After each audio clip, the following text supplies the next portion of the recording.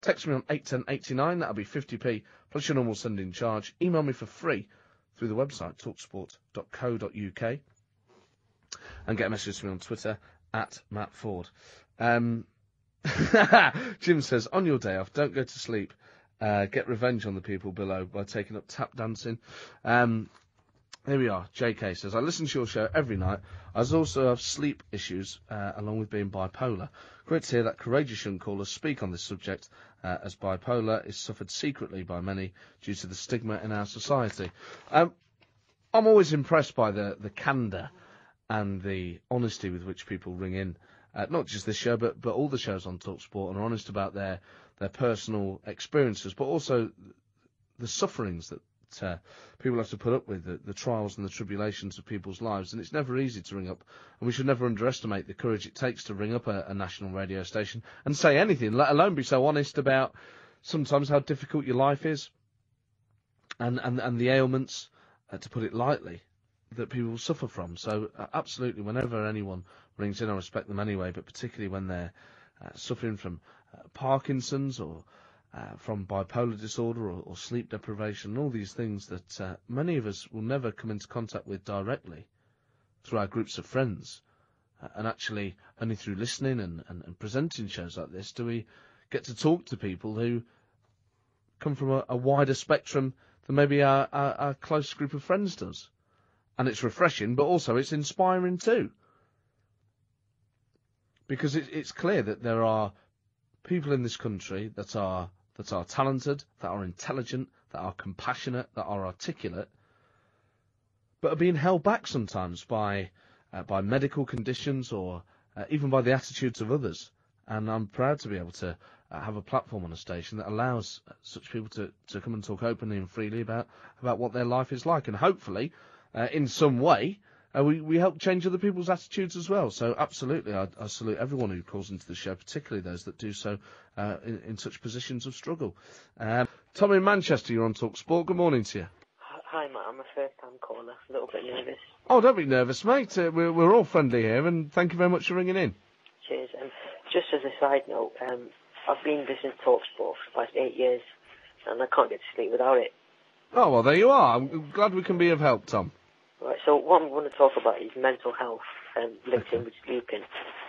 I think it's really important because lack of sleep played a key part in my psychosis and mania, which was in 2006. Right. Obviously, I was in hospital for 3 months because of it, and that was about 5 days of not sleeping at all. My word. And right now I've lost the natural ability to sleep. So how much sleep do you get, Tom? It varies because sometimes I'm sleeping 12 hours a day. Other times I'll have, when I'm having my hypomanic episodes, probably about 3 to 4 hours.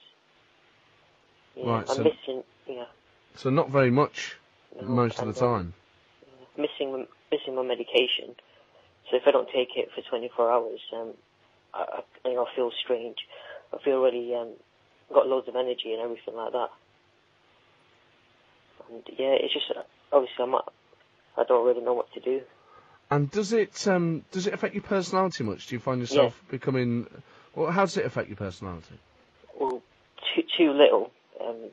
Obviously, I get high, manic, and with too much, I'm always depressed and obviously, like you were saying before, agitated. On edge, and really snappy. And how do your friends react to this, Tom? Family and friends, it's really difficult because everyone's telling me wake up at this time, get yourself to the gym, eat well, but it's difficult with the bipolar diagnosis as well. Well, and the lack of sleep makes that worse. Yeah, definitely. I mean, because the medication I'm on, if I don't take it, I can't sleep. And like you were saying before about sleeping pills, what I'm on is an antipsychotic. And it works both as depression and controls the highs, and it also works as a sleeping pill. And do these things work? Do they help you at all? Definitely, because if I miss one dose, I'm a completely different person in a way. Because I've started a blog, and when I don't take the medication, I don't know, I just want to write, about how I'm feeling, and it led me to writing a blog. So everything written in the blog is everything when I'm hypomanic, basically. And I'm not sure if you're familiar with the term hypomania. I'm not. No, Tom. It's not something I've heard of before. Is it quite a common problem? Yeah, because if people with like bipolar 2, I've got a definition if I share it with you. Okay. Right. It's it's a moderate level of mania, which may feel good to the person who experiences it, and may often be associated with good functioning and increased productivity. As a result, when family and friends learn to recognise the mood swings as soon as possible, the person with bipolar may not even think anything's wrong with them. So it might not even be apparent to you that you're suffering from this. Yeah, that's it. So what should friends and family look out for, Tom? Obviously, they do look at how much I've been sleeping, and they know that if I've missed my medication, then they kind of realise that, he's talking too much, or he's got like so many ideas and precious speech, and he wants to do this and he wants to do that. And yeah, I mean, I've had a word with my psychiatrist, and they've come out with a term called circadian rhythms, right? Which is inevitably the sleeping patterns that everyone has. So if they get disrupted, your whole mood changes with that. And overall, Tom, I mean, is there any hope for you? I mean, do you sort of see a way where in a few months or a few years you could be cured of this, or is it incurable?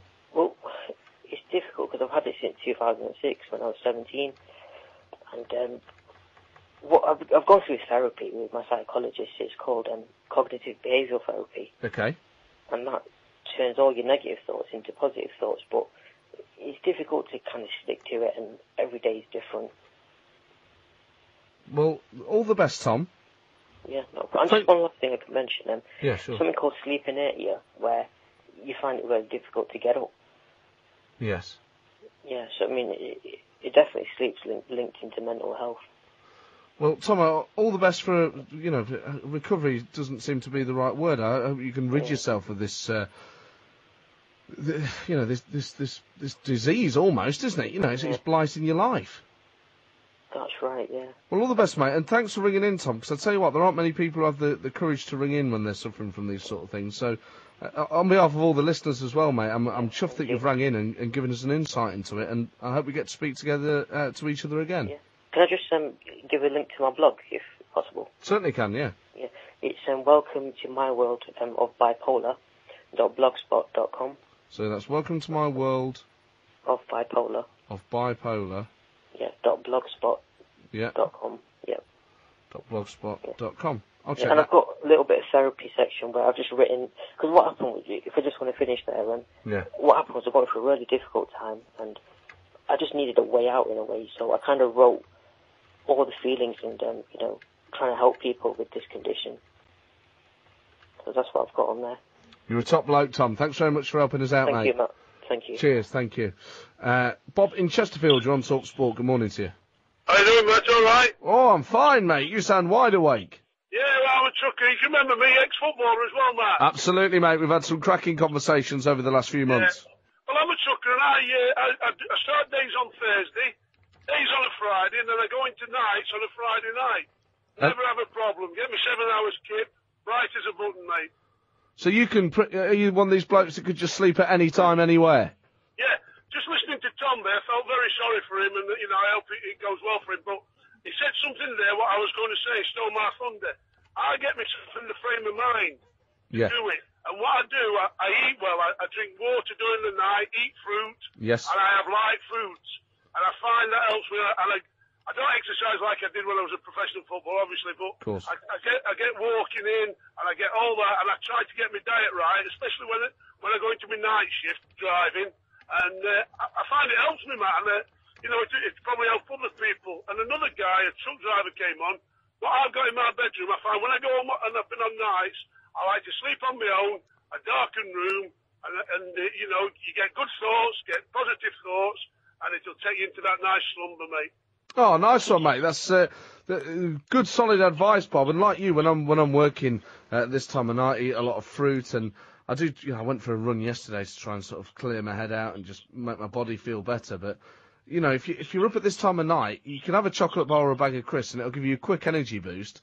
But after about 5 or 10 minutes, you'll start to feel a little bit rotten. It's fruit really will get you through the night, won't it?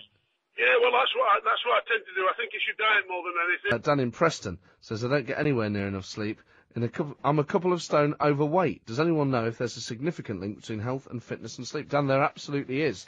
If you're working late at night, you're more likely to be obese because of not only your body's metabolism, but the poor selection of food often on offer. Often it's only going to be sort of fast food places that are open at this time of night. Obviously, people are awake during the day, get the full range of markets and supermarkets to choose from. And you're more likely to be tired during the day as well, so you're less likely to want to peel yourself off the sofa and go and exercise, which is why I forced myself to go for a run yesterday. I work nights and I live in a flat, says this texter. Below me lives a 3 or 4-year-old little boy who loves being in his garden just below my open bedroom window. He has a big booming voice and his favourite game is running. He yells, "Say ready, steady, go, Mummy," over and over again. Mummy says ready, steady, go, but unfortunately the little boy doesn't go anywhere. He simply runs round his slide and then yells, "Say ready, steady, go, Mummy," again. That is the voice of frustration. I feel your pain. Gareth in Manchester says, Matt, I sleep excessively. Normally I'll sleep about 9 to 10 hours a night. What's more is, I find it hard to get to sleep and I'm rarely tired. This usually means I wake up in the middle of the day. Sometimes it can be quite depressing, as you don't feel in sync with the rest of the world. Peace, says Gareth. Well, I'm sure he meant that as a sort of peace out, but also a need for it indeed. I have a lot of sympathy with you, Matt. I mean, those of us that are up at this time of night are often trying to sleep during the day, and it is very difficult, and you do feel like you're out of sync with the rest of the world. You do feel slightly sleepy. You do feel slightly off kilter. That goes with the territory of the sort of lives we lead.